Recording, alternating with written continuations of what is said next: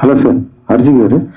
Yeah, ఇంతమందిని introduce చేస్తున్నారు కదా, అంటే ఆర్జీవి నుంచి అంటే ఏం ఎక్స్పెక్ట్ చేయొచ్చు వీళ్ళ నుంచి అంటే ఏం చెప్తారు సార్? ఆర్జీవి నుంచి ఎక్స్పెక్టేషన్, వాళ్ళ నుంచి ఎక్స్పెక్టేషన్, నా నుంచి ఉంది ఎక్స్పెక్టేషన్.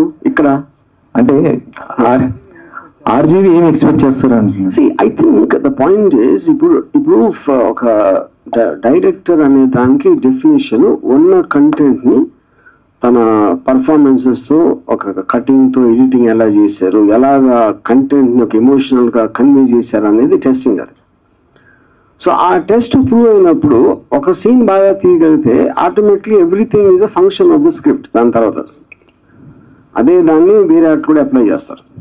సో మనం పాత రోజుల్లో ఏంటంటే ఒకళ్ళకి డైరెక్షన్ ఛాన్స్ ఇచ్చి మొత్తం సినిమా తీసేవరకు తెలియదు ఎలా తీసేయడం. ఇప్పుడు ఈ కాన్సెప్ట్ ఏంటంటే we can test him by the scene. తనకు ఉన్నది అంటే అంత సింప్లిస్టిక్ థింగ్ కూడా nobody thought of before. Yeah, అంటే ఏదైనా సబ్జెక్ట్ ని రకరకాలుగా తీయొచ్చు అని పాయింట్. ఇప్పుడు దీంట్లో వాళ్ళు ఎన్నుకున్న విధానంలో ఒకరు చాలా డార్క్ గా సీరియస్ గా తీసి ఉండొచ్చు, ఇంకొక కొంచెం ఒక హ్యూమర్ మిక్స్ చేసి ఉండొచ్చు, ఇంకొక అతను ఏదన్నా కొంచెం అన్ఎక్స్పెక్టెడ్ లేయర్స్.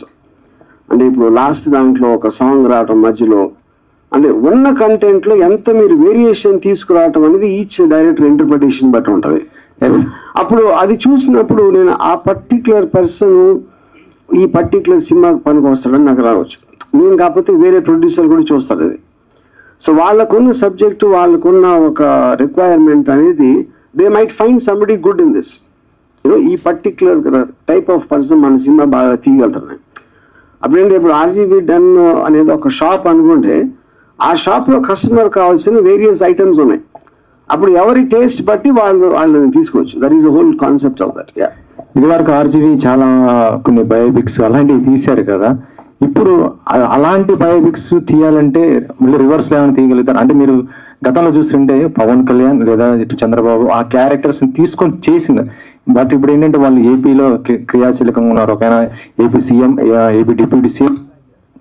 సో ఇప్పుడు అలాంటి క్యారెక్టర్స్ మీరు చెయ్యాలంటే ఎలా చేస్తారు? ఈ రెండు క్యారెక్టర్స్ ని అలాంటి క్యారెక్టర్ చేస్తాం కదా, మళ్ళీ ఇంకా ఎలా చేస్తామంటే అప్పుడు చేశారు. ఇప్పుడు ఒకవేళ చెయ్యాలి అంటే వాళ్ళని దృష్టిలో పెట్టుకొని చెయ్యాలి అనుకుంటే వాళ్ళని దృష్టిలో పెట్టుకొని ఇప్పుడు బేసిక్ గా అడుగుతారు అనుకున్నా, ఆ రూట్ వచ్చారు మీరు.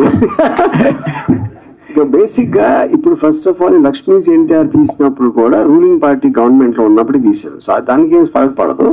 But having said that definitely నేను ఇంతకు ముందు అనౌన్స్ చేశాను, ఇంకా పొలిటికల్ సినిమాలు జోలికి వెళ్ళాం.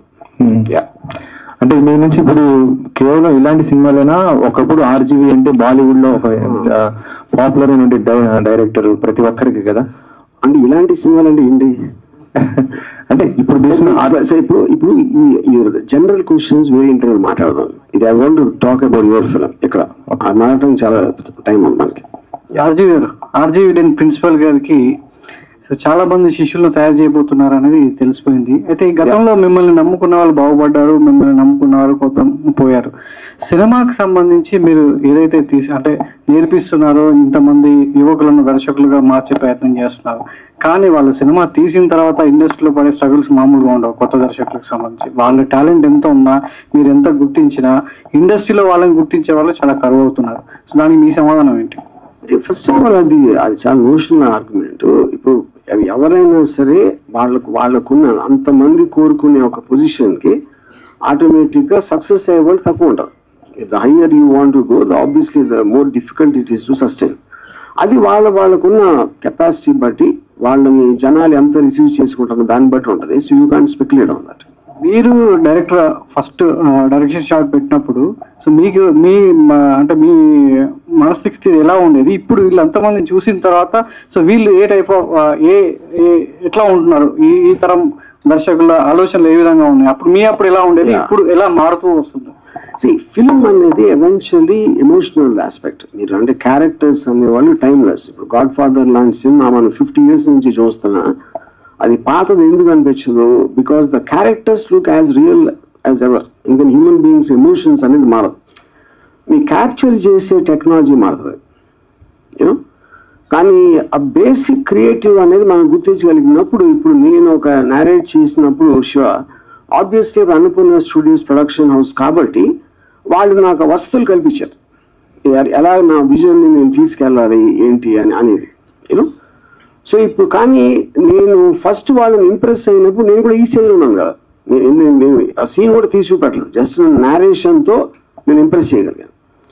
ఇప్పుడు మనకి టెక్నాలజీ అనేది ఇంత అడ్వాంటేజ్ ఇచ్చేసి ఈ సీన్ తీయటానికి ఖర్చు లేకుండా ఇప్పుడు దీంట్లో కొన్ని సెల్ ఫోన్తో తీసిన సినిమాలు ఉన్నాయి, కొన్ని మేబీ 5D లేకపోతే సోనీ ఎఫెక్ట్స్ అలాంటి వాటితో తీసి ఏ మాత్రం అంటే 5-6 యూనిట్లు ఉండి అలా తీసేది ఈ సినిమా.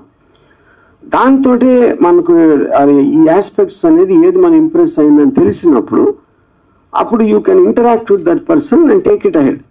అది ఇప్పుడు ఒకళ్ళు ఇద్దరు ఒక కోఇన్సిడెంటల్ గా దొరకటానికి ఒక పద్ధతి ప్రకారం ఆర్జీవీ డన్లో ఇంత టాలెంట్ అక్యుములేట్ అయి ఉన్నప్పుడు ఆటోమేటిక్ గా మీకు ఇందాక నేను చెప్పిన షార్ప్ ఎగ్జాంపుల్ అది. అది సేమ్ థింగ్ మ్యూజిక్ డైరెక్టర్స్కి అవుతుంది, సినిమాటోగ్రాఫర్స్కి అవుతుంది, అందరికి అవుతుంది. ఆర్జీవీ అంత స్వార్థపరుడు ఎవరు లేరు, ఆర్జీవీనే చెప్పాడు ఆ విషయం. నాకు ఏ స్వార్థం ఉండి మీరు యువర్ ఫిలిం ద్వారా ఇంతమంది డైరెక్టర్ని ఇండస్ట్రీకి పరిచయం చేయాలనుకుంటున్నారు? ఒకటి, ఇందులో మీకు నచ్చిన అన్ని అంశాలు ఉన్నాయని చెప్పి 11 సెలెక్ట్ చేశానన్నారు. మిగతా అన్ని కూడా మీరు చెప్పిన ఆ లైన్ ప్రకారమే వచ్చాయా? దేశంలో ఎన్ని ప్రాంతాల నుంచి వచ్చాయి? Mostly we got from south India, అంటే గుడ్ ఫోన్స్. నార్త్ ఇండియా నుంచి వచ్చినాయి కానీ దే డిడ్ నాట్ పాస్ అది సెలెక్షన్, షార్ట్ లిస్టెడ్ దాంట్లోకి రాలేదు, mostly Hindi versions. But music directors I'm very happy, got lot of people, అది మేము షార్ట్గా పబ్లిష్ చేస్తాం. సినిమాటోగ్రాఫర్స్కి యాక్టర్స్కి నేను ఇచ్చిన టెస్ట్లోనే ఒక ఫ్లా ఉంది, సో అది కరెక్ట్ చేసి మళ్ళీ చేసాం. But I'm sure will get that. ఇందాక నేను చెప్పాను స్వార్థం ఏంటనేది చెప్పలేదా ప్రశ్నకు సమాధానం? ఇప్పుడు నేను వీళ్ళకి బ్రేక్ ఇవ్వడానికి నా ఉద్దేశం లేదు, వాళ్ళ టాలెంట్ ని ఆర్జీవీ డన్లో వాడుకోవడానికి నేను రవి గారు పనిన కొట్ట. ఇది అది కరెక్టేనా? అంతేనా? మళ్ళీ మీరు ఏమైనా మారిపోయారేమో, మీరు స్వార్థంలోంచి మారిపోయారు, మీరు ఇప్పుడు మంచి వాళ్ళు అయ్యారు, రాముడు మంచి వాళ్ళు లేదు, అలా ఏం లేదు కదా. అది సమస్య లేదు, ఆ ప్రమాదం లేకపోతే ప్రాబ్లం లేదు.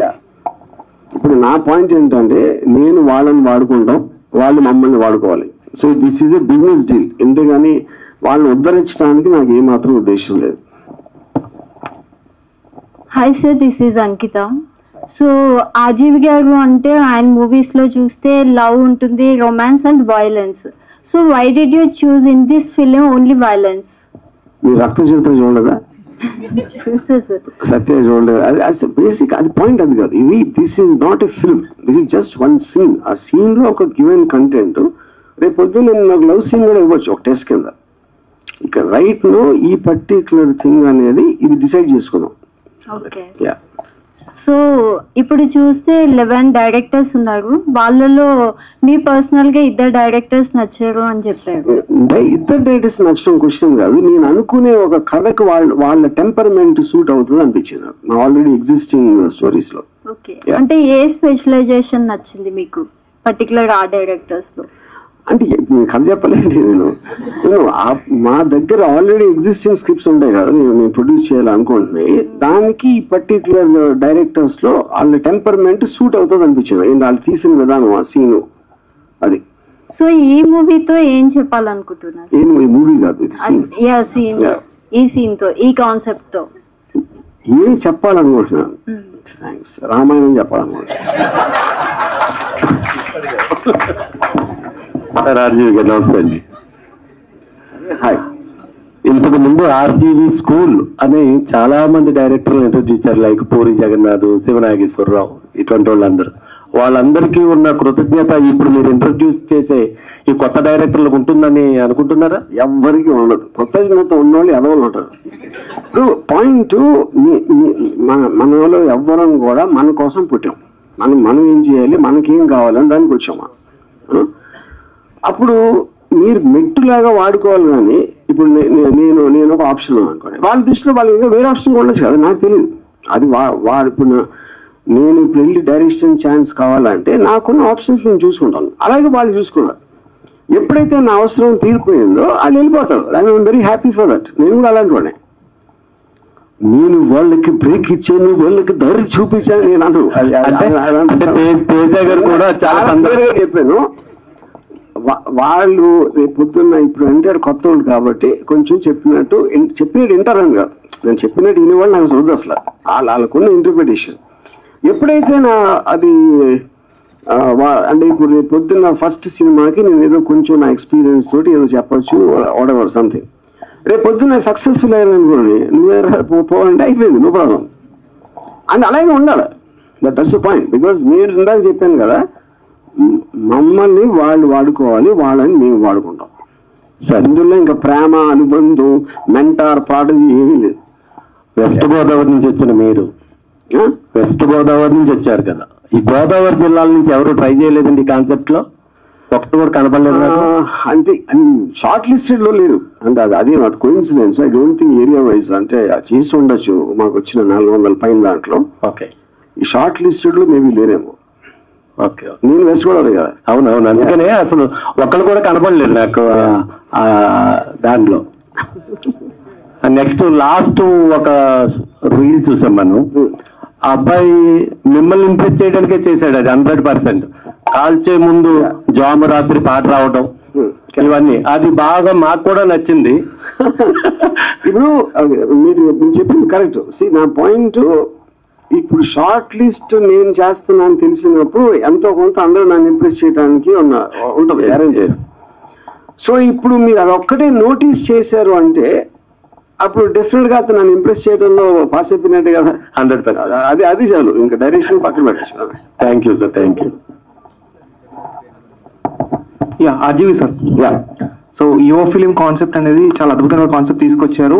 యంగ్ డైరెక్టర్స్ ని కూడా ఇంట్రొడ్యూస్ చేస్తున్నారు. సో ఈ 11 members లో అంటే అందరూ మీకు బాగా నచ్చారు, అందులో ఒక పర్సన్ అయితే అవుతారో ఆర్జీవి కంపెనీ నుంచి ప్రొడక్షన్లకి ప్రొవైడ్ చేస్తారని చెప్పారు కదా.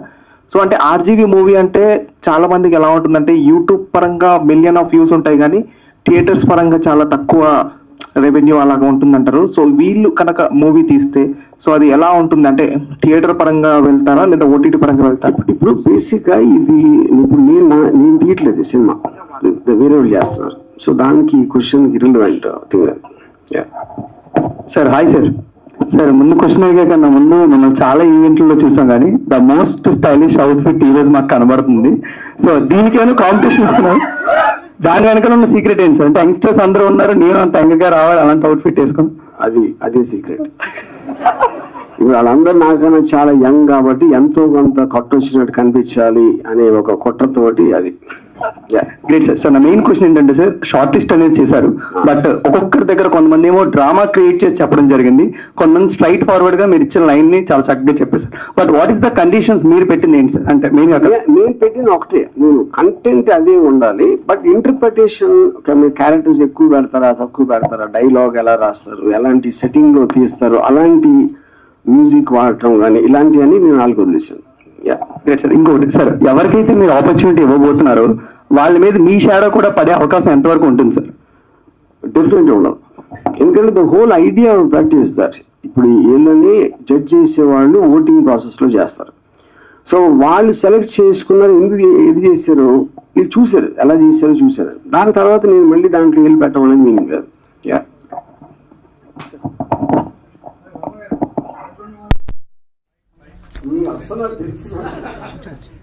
అది కేవలం యాదృచ్ఛికం నంబరు మీ మీద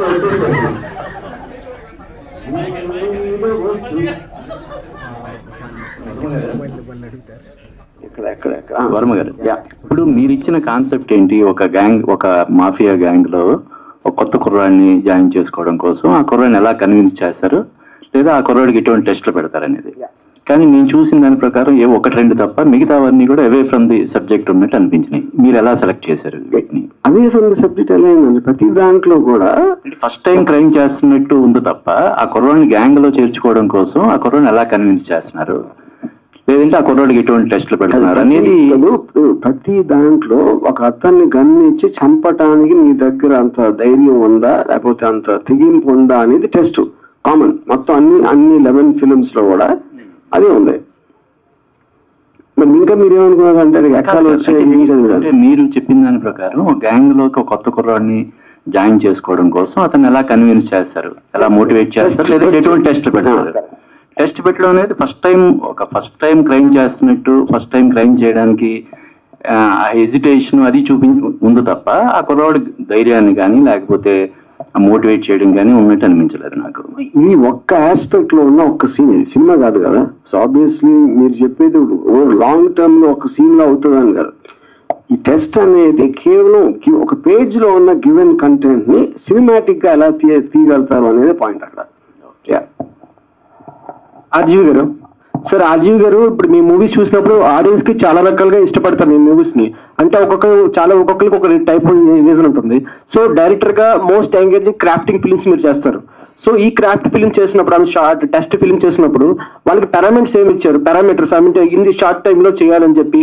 so time is not the point. నేను ఇందాక చెప్పినట్టు ఒక పేపర్ మీద ఉన్న సీన్ ని సినిమాటిక్ మీడియం యూజ్ చేసి దాన్ని ఎలా మీరు పిక్చరైజ్ చేస్తారు, అదొకటే. టైం అనేది ఎప్పటికి సబ్మిట్ చేయాలని చెప్పాను. వాళ్ళు టెస్ట్ చేసుకుని వాళ్ళకున్న వేరే వేరే problems, that doesn't make it difference. ఎందుకంటే వాళ్ళ రిసోర్సెస్ లేకుండా చేసినప్పుడు ఫిల్మ్ ఇండస్ట్రీ లాగా చాలా టైం తీసుకుని చేసే స్కోప్ కూడా ఉండదు ఎవరికి. కానీ చాలా మూవీస్ మీ సర్కార్ కానీ శివ కానీ అది ఇన్ఫ్లుయెన్స్ కనిపించింది ఈ షార్ట్ ఫిల్మ్స్ లో, ఐ మీన్ టెస్ట్ మూవీస్ లో. సో మీరు వాళ్ళు ఇన్ఫ్లుయెన్స్ చేసినట్టు అనిపించిందా మీరు చూసినప్పుడు? I mean everybody gets influence. ఇప్పుడు నేను గాడ్ ఫాదర్ ఆయన్ని చూసి అంతకుముందు చేసేప్పుడు ఎవ్రీబడి గెట్స్ ఇన్ఫ్లుయెన్స్. ఇంకోటి ఏంటంటే ఇప్పుడు గివెన్ కంటెంట్ అనే కంటెంట్ కూడా ఆ దాంట్లో ఉంది. ఇది క్రిమినల్ గ్యాంగ్ టెస్ట్ చేయడం అనేది. సో ఆటోమేటిక్ గా మీకు ఎంతో కొంత ఆ కలర్ కనిపిస్తుంది, ఆ షేడ్స్. సార్ ఏమనుకోకపోతే ఒక క్వశ్చన్ అడుగుతున్నాను. చాలా మంది మిమ్మల్ని ఆర్జీవి పరాన్నజీవి అంటారు. ఇంతమంది మీద ఆధారపడి, అంటే సినిమాలు తీస్తూ మీ పేరు చెడగొట్టుకుని విమర్శలు ఎదుర్కొంటూ ఒకరి మీద ఆధారపడుతూనే సినిమాలు తీస్తూ మీ ఉనికిని చాటుకుంటూనే ఉన్నారు. ఇప్పుడు కూడా ఇంతమంది టాలెంట్ గుర్తిస్తున్నప్పటికీ మీరు వీళ్ళ మీద ఆధారపడుతున్నారు అనేది ఒక విషయం అర్థమవుతుంది. సో దాంతో ఆ మాట అనేది వాస్తవం అనుకోవచ్చా? ఆర్జీవి పరాన్నజీవి అంటారు అనేది. నేను నా లైఫ్ లో అన్ని వేరే మీద ఆధారపడి చేశాను. ఏం చేసినా కూడా చిన్నప్పుడు పేరెంట్స్, తర్వాత ఇండస్ట్రీ, తర్వాత ఏదో వాడు. సార్ ఏంటి మీకు ఒప్పేంటి దాంట్లో? ఒప్పేం లేదు అంటే అంటారు, అది వాస్తవం చేస్తున్నారా అని కదా. నేను ఎప్పుడు చెప్పాను, ఇంట్రెస్ట్ కూడా చాలాసార్లు చెప్పాను అది. ఓకే సార్, అంటే ఆర్జీవి పొలిటికల్ సినిమాలు తీయనే ఉన్నారు కదా, కాకపోతే సోషల్ మీడియాలో ఎప్పుడు బాగా యాక్టివ్గా ఉంటారు, పొలిటికల్ గా కామెంట్ చేస్తూనే ఉంటారు కదా. ఇప్పటి నుంచి ఎలా ఉండబోతున్నారు ఆర్జీవి? గతంలో అంటే మీరు ఇందాక నేను చెప్పి అడిగాను, అంటే పవన్ కళ్యాణ్ కానీ మిగతా వాళ్ళని చేస్తూ ట్వీట్ చేస్తూ మీ స్టైల్లో పెడుతుంటారు, అది రెండు రకాలుగా తీసుకుంటుంటారు కదా. ఇప్పుడు ఎలా ఉంటారు? ఇప్పటి నుంచి దేవుడి మీద సినిమా దిగిపోతాను. పాలిటీషియన్స్ వదిలేసి దేవుడి మీద సినిమా దిగిపోతున్నా. దేవుడి మీద? ఏ దేవుడు సార్? ఇది మీరు నమ్మారు అంటే మీరు దెయ్యం.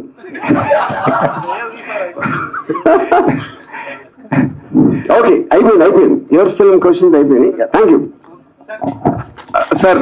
ఇప్పుడు నెక్స్ట్ రాబోయే ఆర్జీవి గారు చాలా ఎనర్జీగా మళ్ళీ ఫామ్ లోకి వచ్చి 4-5 సినిమాలు ఉన్నాయని చెప్పేసి అనుకుంటున్నారు. అదొకటి. ఆ 4 సినిమాలు ఏమన్నా డీటెయిల్స్ చెప్తారా? ఒకటి ఇప్పుడు అయితే యువర్ ఫిల్మ్ కి సంబంధించి మీరు సాటిస్ఫైడ్ గా ఉన్నారా సార్? ఇంతకు నుంచి ఏమైనా నేను thank you sir. I'm super happy అని చెప్తే మీరు అప్పుడు నిద్రపోయారా?